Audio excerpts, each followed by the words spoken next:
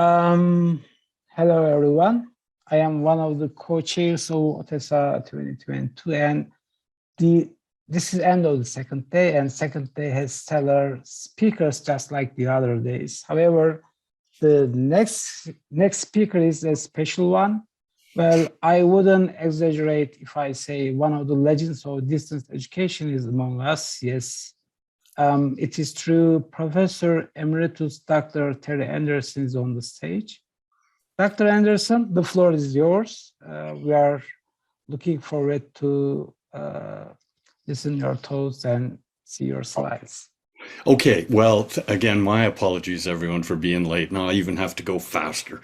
Um, it is really a thrill to be asked to this and to see virtual conferences. My one and my only really claimed internet fame is that I ran the very first online conference ever held anywhere in the world for ICDE in 1992. So it's nice to see them progress, and I ended up getting a book out of it and a couple of articles, and I'm glad they live on, especially as access becomes important in pandemic times. So, as you can see from this quote, this is about freedom and getting access to information. Distance ed, and I am a distance educator, has always been about access. And one of my heroes, Stuart Brand, he's the guy who started the Whole Earth Catalog. And actually, I nominated him to be an honorary doctor at Athabasca University, but he wrote me back and said he knew a lot of people who would worked really hard to get their doctorate degree, and he didn't want to get one for nothing. So he didn't say yes. But anyways, as you can see in that quote, the conflicting thing is that information is getting really cheap. At the same time, it's becoming even more important. So you can see some people see economic opportunity there like mad, and others see why shouldn't this information be coming freer and freer? And another, I'm really showing my age, but Richard Stallman, a guy who really defined what open source software was, and he makes that clear distinction between not talking about price, but freedom to copy information and to adapt it to its unknown use. And we're talking about, in this article, or this presentation, about journals, and so oftentimes they're not reused, but they're cited. But you have to first, of course, have to have access to it. And so, as I said, research wants to be free, and I'll be giving some examples of that from open access down to black access as we move along. Okay, a very short story about eROTL. I helped found it in 2001. It was always on Diamond Access, which means that it's always been free for both the readers and for the people who subscribe. And it has been a big success. We had big fights with SSHRC in the early days when they thought that you couldn't be a real journal unless you had 100 paid subscribers. And so we had to get everyone to pay $10 just to qualify for the grant. But then they didn't give us the grant anyways, but they changed the rule the next year. And right now, eROTL is the highest ranking Canadian educational journal. And the 8th highest ranking e-journal in the world as well. And remember the key to it, though, you see I circled up here at Athabasca University, without having that kind of support, without, sometimes I refer to it as a sugar daddy or somebody to pick up the bills, it really constrains what you can do. So bear that in mind when we get to the end when I talk about solutions. And this, we could spend the whole half an hour just on this one slide because it is a bit complicated, but this is from Wikipedia, and I would urge you to let me just get the laser back, to spend some time at it to know what these various colors mean. But it is interesting to start by looking at what's free for authors and what's free for readers, and where they all fit in. And you can see that, like toll access, which was the way all journals were free for authors, but they were not free to read. And so you had to pay subscriptions or pay readers' fees.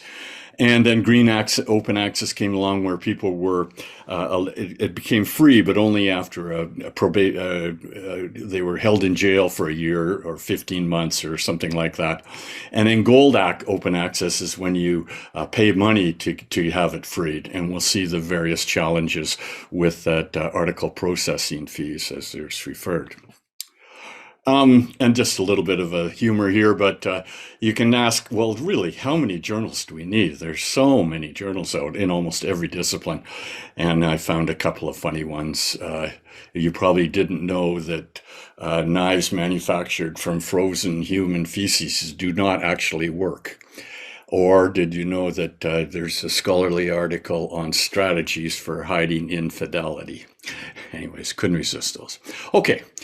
So we've got these different types of publishers, and I'm going to be spending some time on each one of these.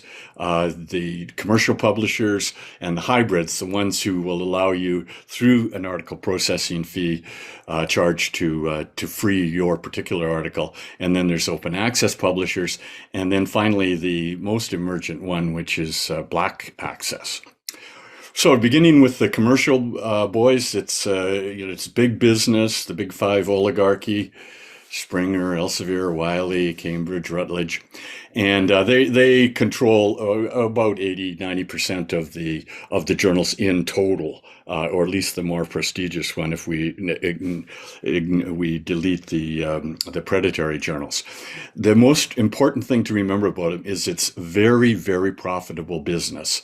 It's the most profitable arm of Elsevier's huge empire, and they do a lot besides publish academic journals, but the profit ratios are very high. And why is that? Well, it's because the university funds, or the government, the public, if you like, funds most of the research, and it pays the salaries of most of those checking the quality of the research.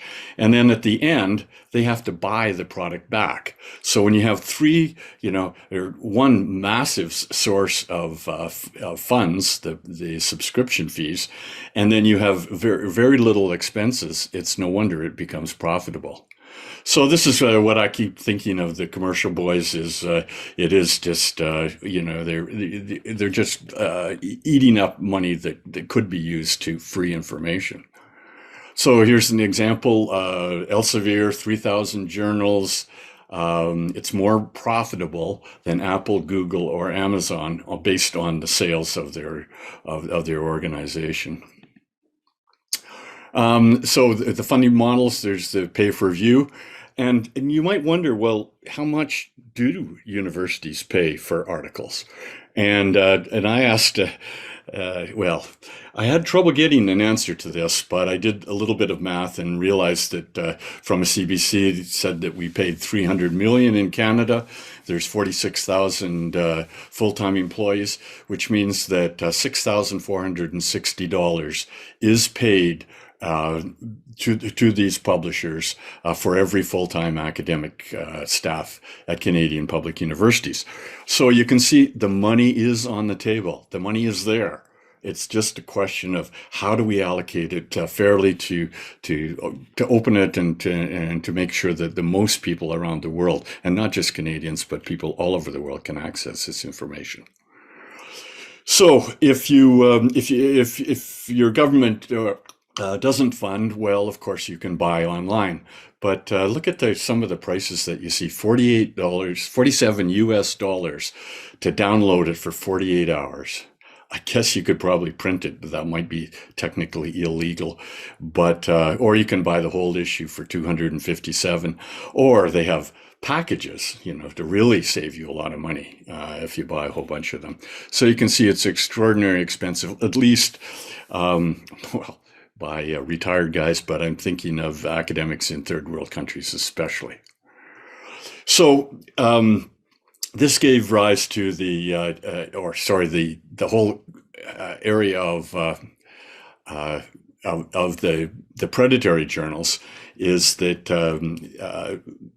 as soon as you charge, if you turn around and you can say, well, I need revenue for this journal, and I either sell subscriptions, but if you won't, or your institution doesn't want to pay subscriptions, then you can pay an article processing fee, and that will give you you can then have it open source within my closed source journal.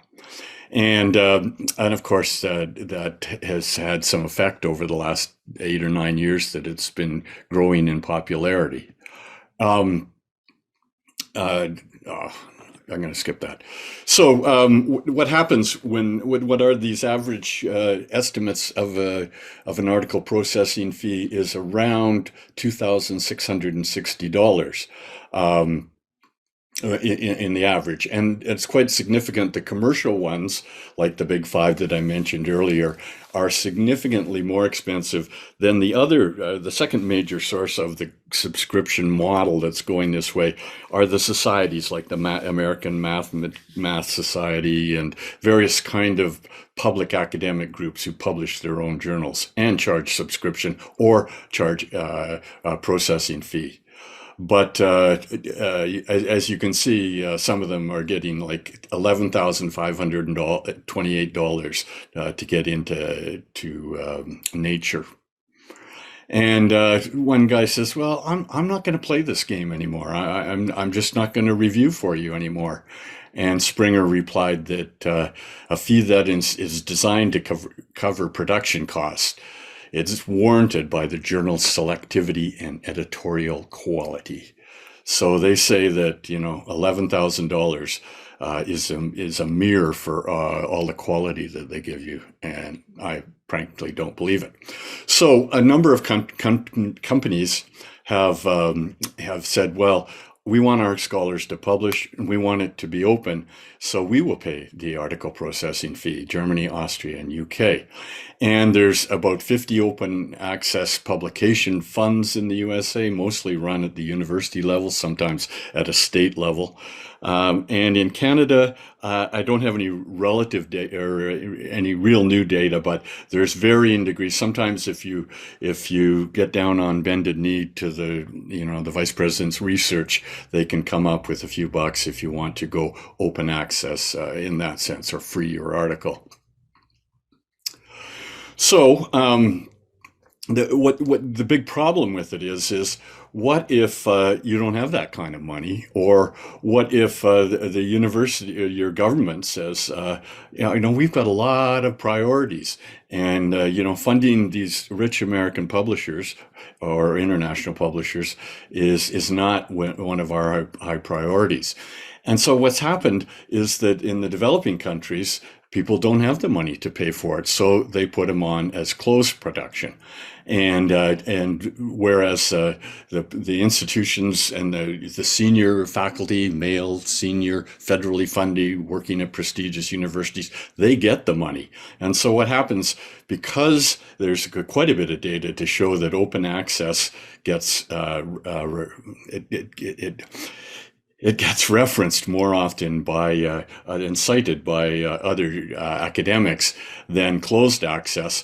And if you have to be in a rich institution or a rich country, it's another case of the rich getting richer.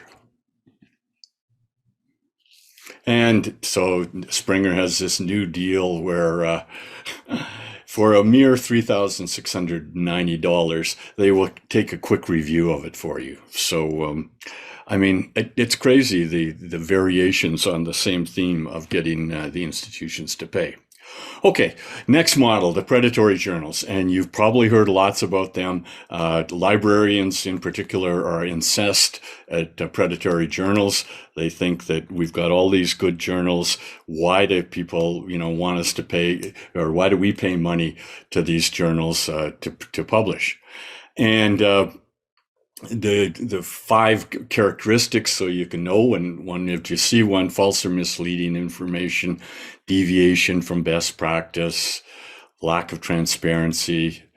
You've probably all gotten these emails. "Oh, we love your work. Can you publish with us?" And they also find that a lot of academics, at least in Australia, and I imagine Canada too, they're flattered when they get asked to be on an editorial board. But maybe that's really a predatory journal and they're just using your good name. You can see in nursing 140 predatory journals just in nursing alone. So it is a big business, and the publishing, as I said, the use and the take up of them is higher in developing countries. There's lots of librarian created resources on the net to help you find to get access to these to make sure you can discriminate between a predatory journal and a legitimate one. And this is a picture of Jeffrey Beal, who from Colorado, who sort of coined the term predatory journals. And here's his characteristics. And you can see they're doing meta reviews of or systematic reviews of all of the articles on this. And you find that a lot of them use Beal's stuff. But it's funny because Beal himself was quite prejudiced against open access for the reason shown in this next slide, that they generalize, or a lot of academics and others do. They say, well, if it's open access, then it must be predatory. And of course, from the Rodel example I pointed to earlier, that this is not true. But I guess if it is open access, it raises the question: where are they getting their funding from? What's the source? Because it does cost money to produce a journal. And so to try to combat that, the Directory of Open Access Journals out of Norway is a great organization, and first you just had to be open access. Now, to get their gold seal, you have to do a lot of quality measures, and you can sort them by discipline, and you can see the various open access journals that there are. This shows you who is publishing in these in the predatory journals. And you can see that, especially in some developed countries, there's a lot of journals and publishers in these countries. So they see it as an opportunity. And here another tool for finding out if a journal is for real or not.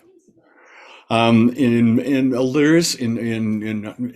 assume some of you or most of you are in the distance ed tech era, and there are both open access, diamond color, as well as green open access, but as I said earlier, standard fee is about $3,000 for the ones that rely on that. So a new entry in the ripoff world is the predatory conferences.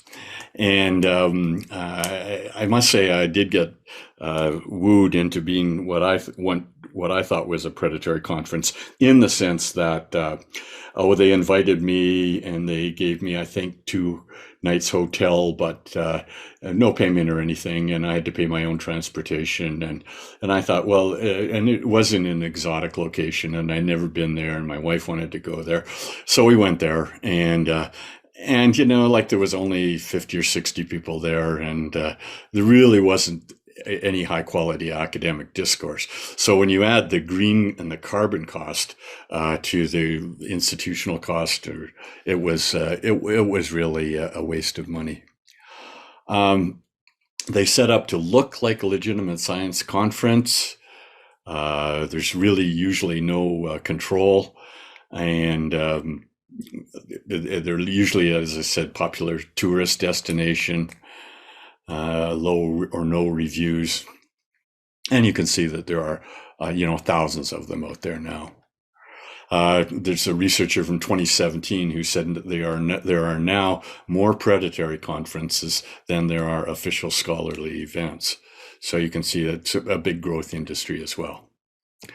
We're starting to see open access books come on more and more. I know Athabasca University Press has been publishing them for 10 years, but there's a growing list, and now there's the Directory of Open Access Books as well as journals, so it might be worth checking out.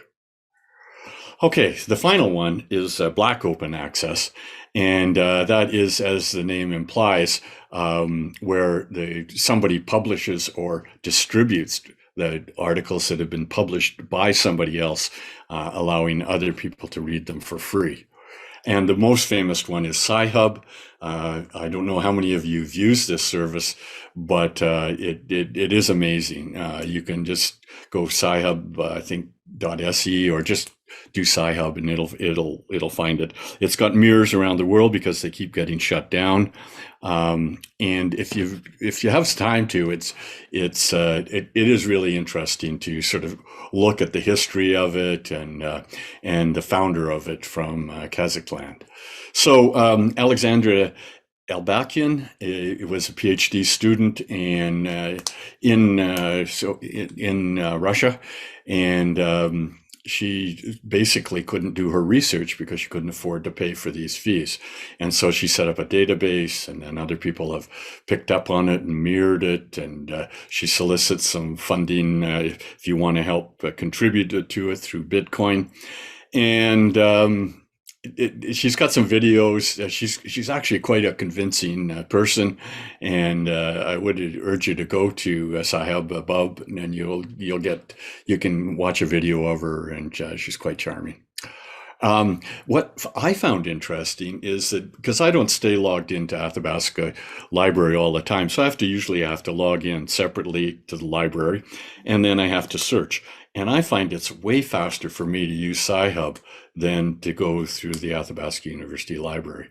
And I don't know how guilty I should feel about that, but I actually don't. So who is reading the articles on Sci-Hub? And it might surprise you. See, no, I guess it isn't surprising that a lot of people in China are academics with limited supply. But the second biggest is the United States, which I thought was quite interesting, because supposedly they have the richest universities in the world, and they have lots of journals and lots of funds for freeing journals, but still students and academics are using it. Of course, the Big Five did not like this competition, and so Sci-Hub has been sued in the UK and the USA, and I don't think Albakian opposed either of them, and sure enough, the courts ruled against her. And so she's got these big court orders ordering her to pay a lot of money. I don't know how many thousands or hundreds of thousands, but it's probably in the public record. And she just doesn't travel anymore, and she's very careful. And now publishers are trying to put a unique identifier in the article so that they can find out, well, how is she getting these articles up 2 months or 1 month or 2 days after we published them? And she finds, oh, there's an academic at Harvard University who's either given his password or manually dumped a bunch of journals. So they're trying to sleuth it down without too much success. There is a very interesting case in court right now in India. And their copyright copyright law has a thing for research purposes, and her lawyers think that she's got a good chance of winning this. And what its applicability would be to our country or others, I don't know. But it is interesting, and unfortunately, if you know anything about Indian courts, they can go for a long time. And so I don't know when we'll see the results of that case.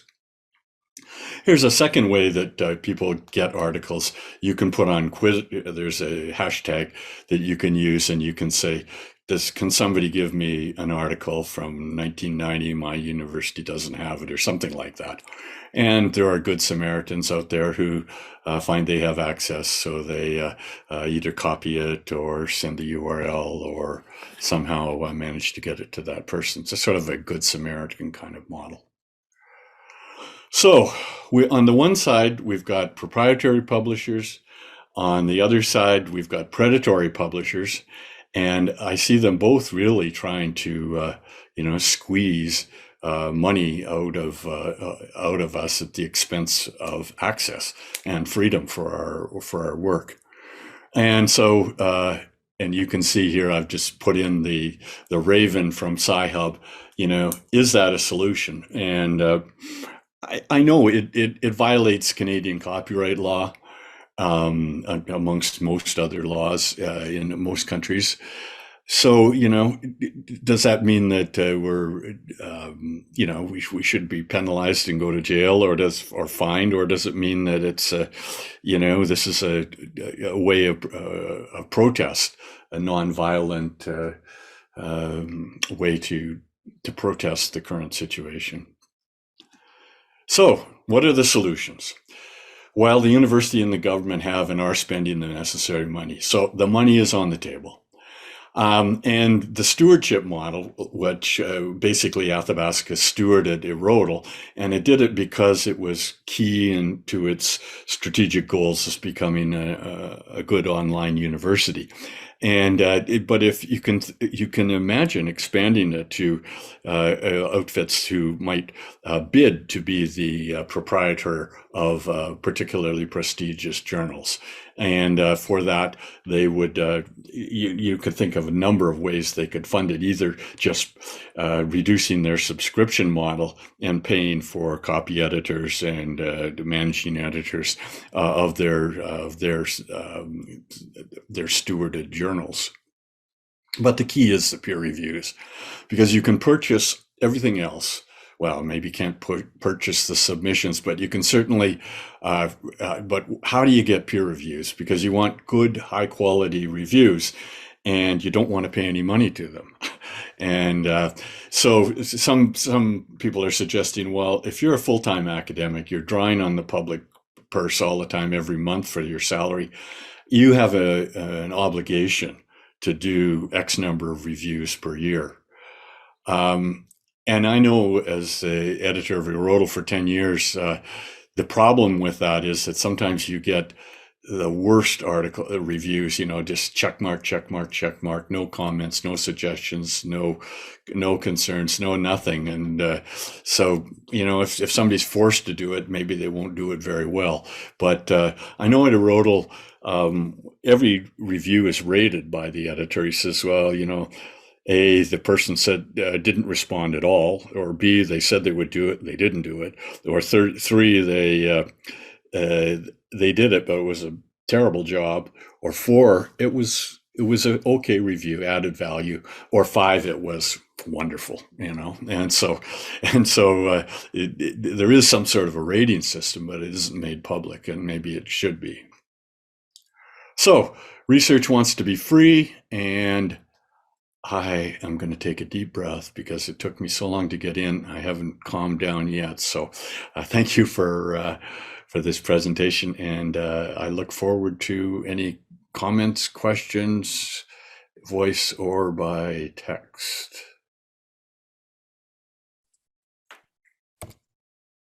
Well, thank you, Dr. Terry Anderson. It was a great presentation. For those who are attending to this session, if you have any questions, you can write to the chat box, or you can use the QA section on Zoom.